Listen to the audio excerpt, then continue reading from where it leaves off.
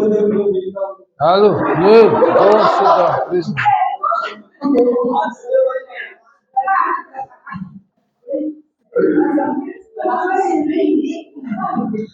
Yes, ladies and gentlemen, we're gonna start now, right? All right, it's a little bit skewed, but never mind. Guys, yeah, we were talking about the internal strength and weaknesses, right? Okay, right. So let me start from here. How you need to position, we call it market positioning, right?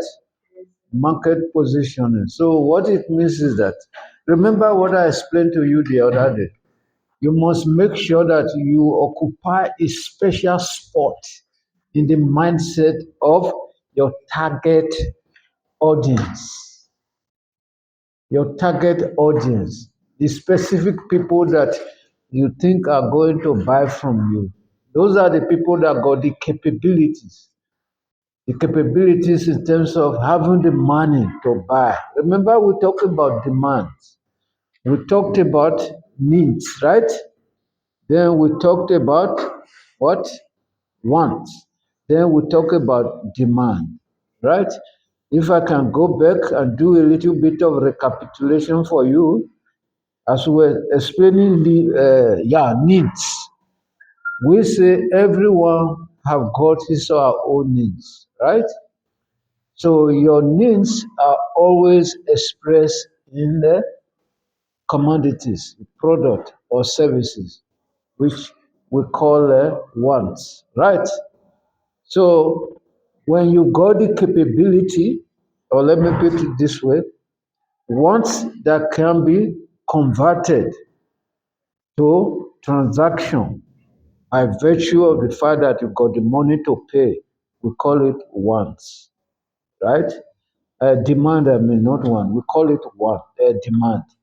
Demand means, right, wants that can be converted into transaction by virtue of the fact that the person that is making that wants that stuff got the ability to pay, where transaction can take place.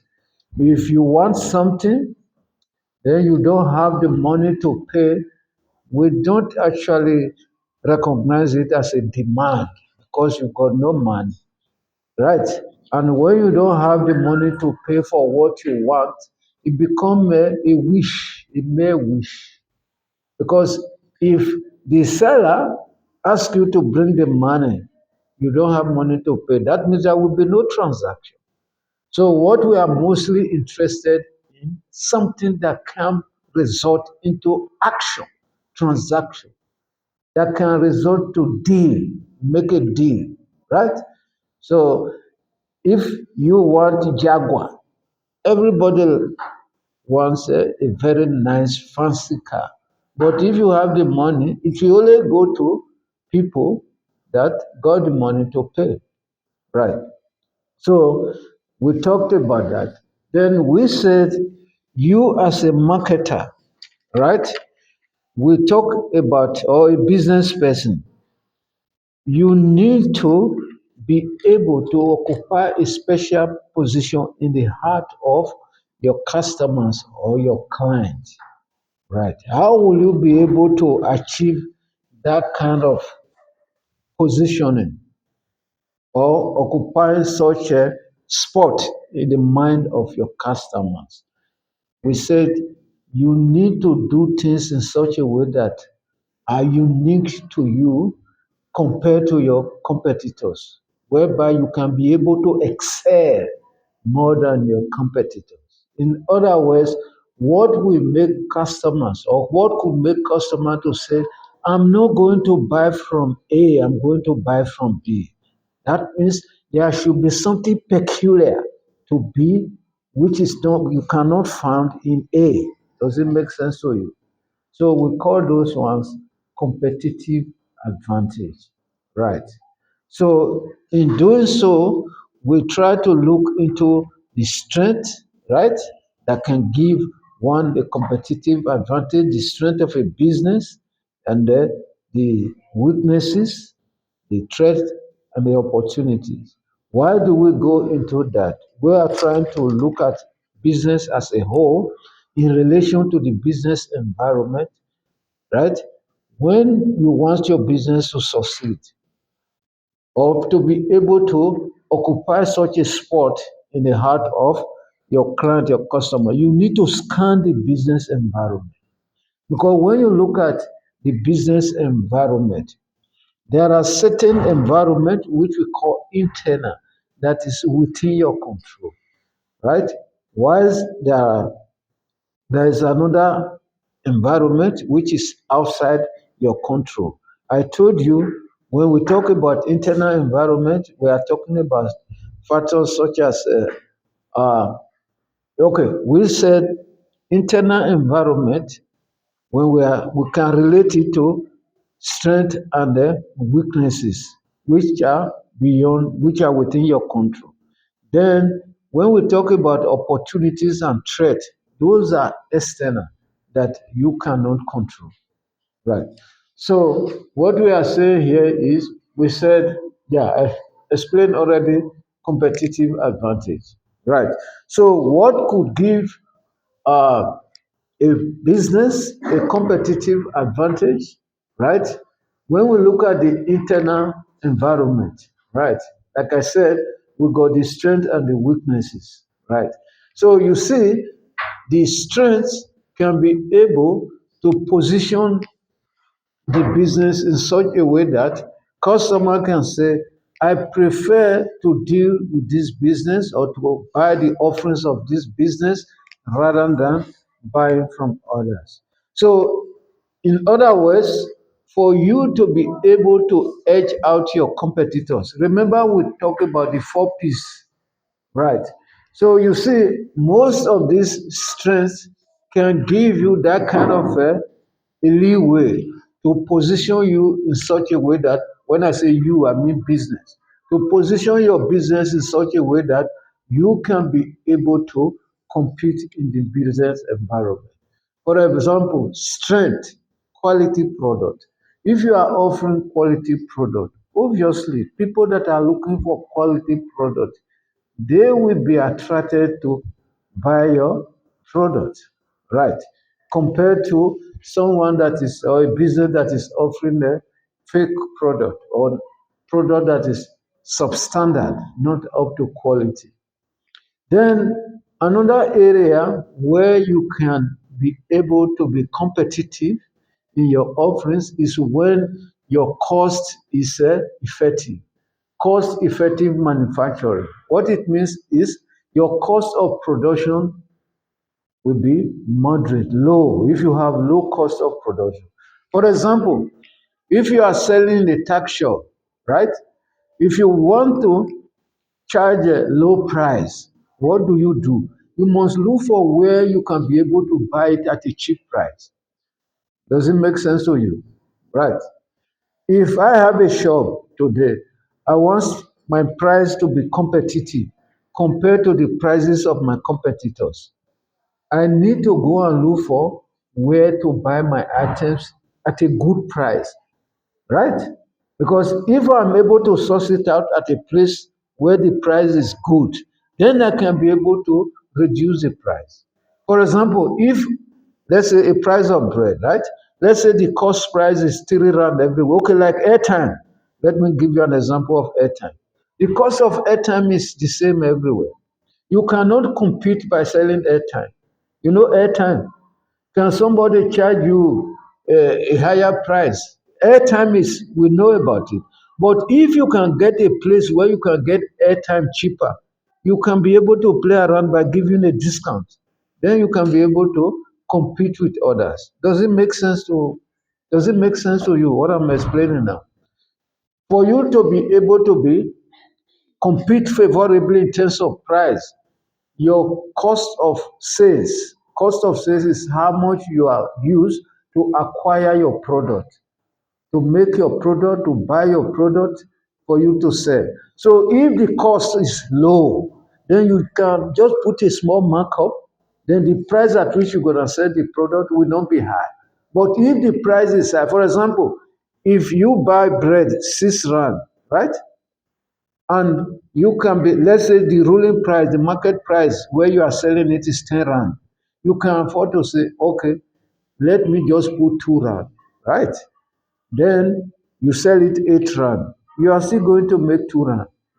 So if where you are buying the bread, let's say where all of you are buying the bread, people that got tax shop in your area, they are buying it 8 rand.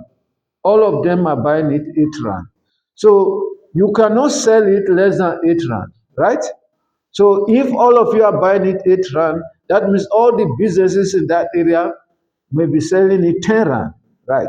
So now if you want to compete based on price, if you are able to get that price somewhere, 7 rand, right? Whereas other people, other businesses are getting it 8 rand. So if you can be able to get a place where you can get it 7 rand, that means you can come out now and compete. You just put 2 rand, you can afford to sell it 9 rand, and then themselves gonna be selling it 10 rand, of which people will like to buy from you because yours is cheaper. Why is it cheaper? Because of your cost effectiveness. You've been able to source it out from a place where the price is cheap. It's the same thing we are talking here. If you are manufacturing, you must make sure that your cost of production or cost of manufacturing is effective. What we mean by effective in the sense that it's cheaper more than compared to your competitors, in relative to your competitors.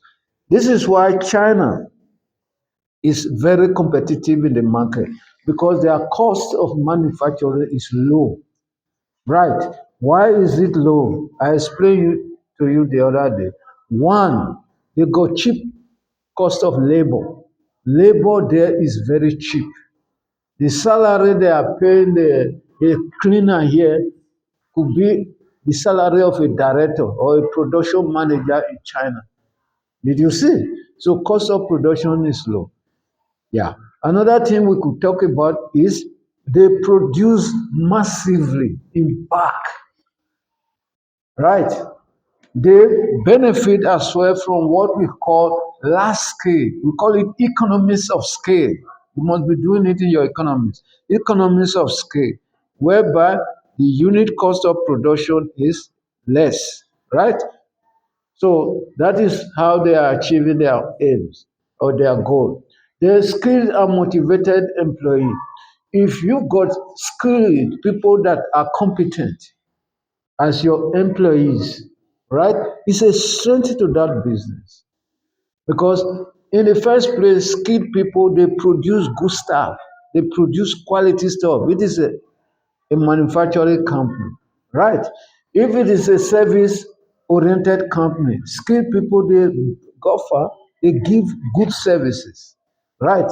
So that one alone can make people to come to patronize your business. It can make your business to sustain. It can make your business to survive because you got skilled people. So here you see you got skilled and motivated employees.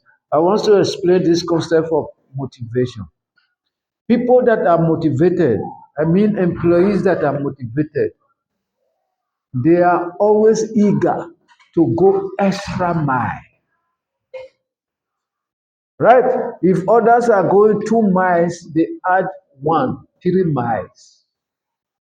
You give them job to do, they deliver beyond what they've been asked to do. Do you understand what I mean? So when you've got such employees, it constitutes a kind of an asset to your company, which helps to strengthen your company. Does it make sense to you?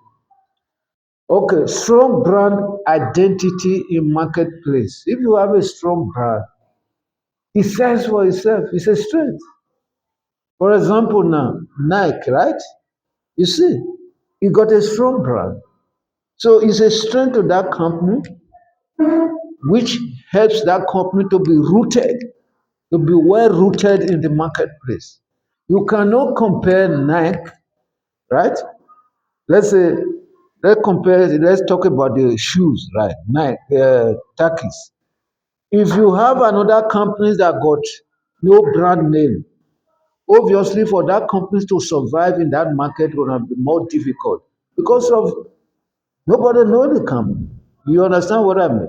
So when you got a strong brand identity, it gives you that strength that can make you to be deeply rooted in the market. You become like a tree planted by the side of a river. You know, a tree planted by the side of a river.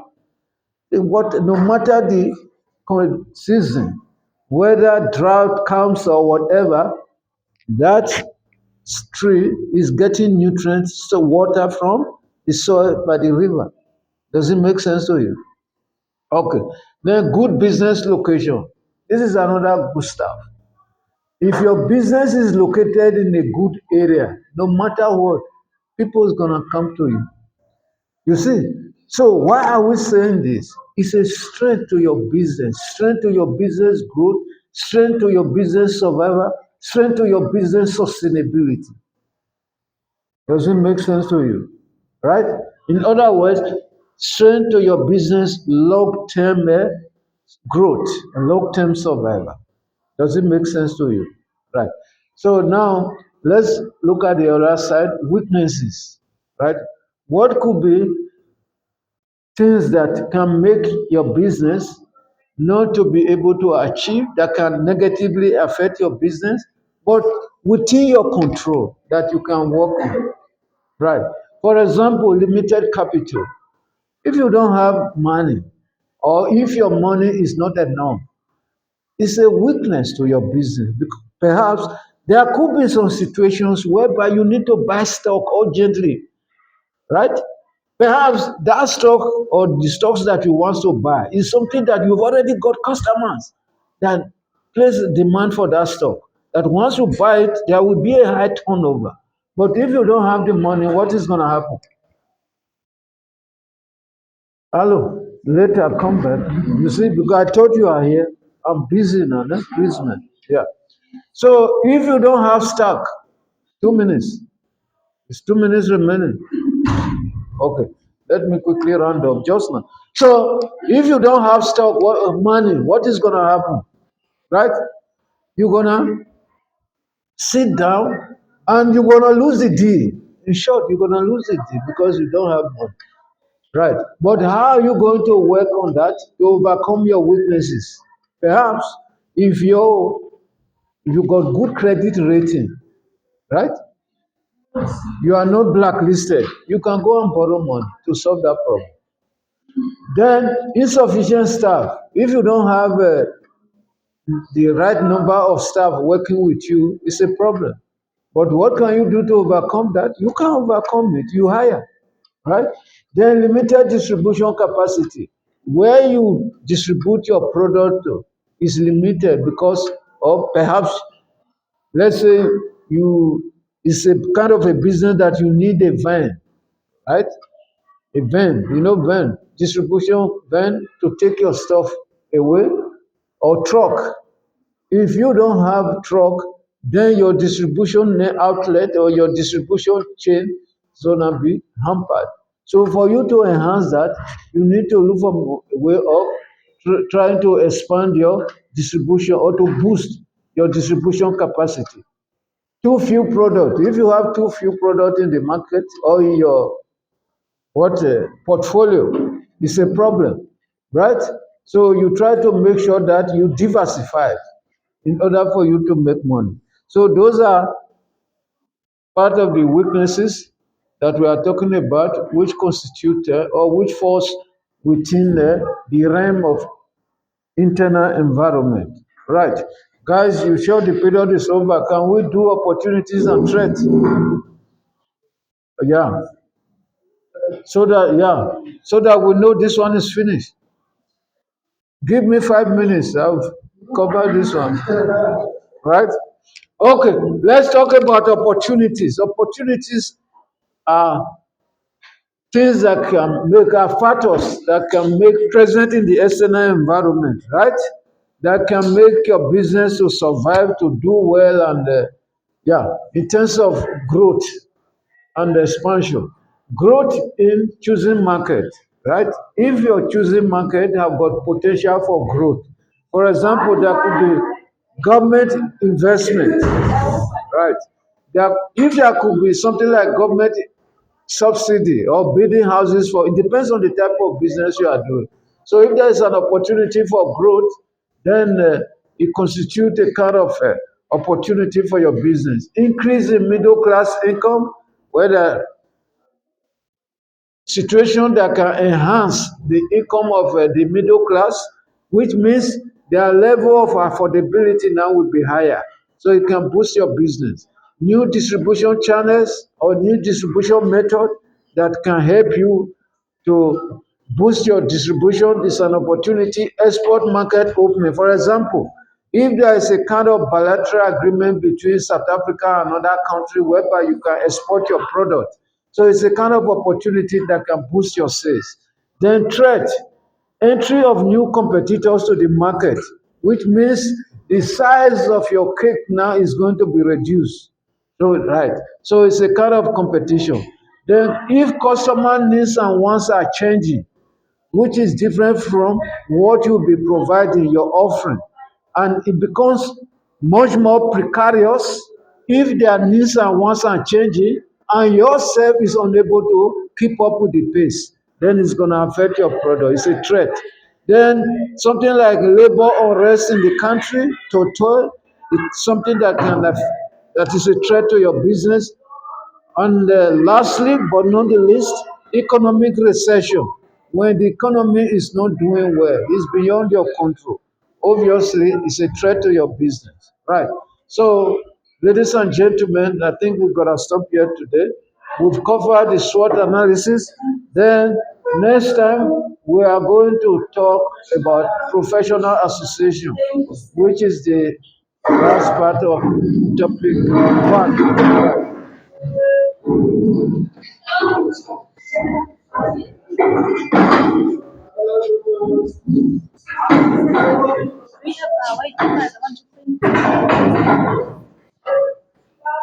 White paper.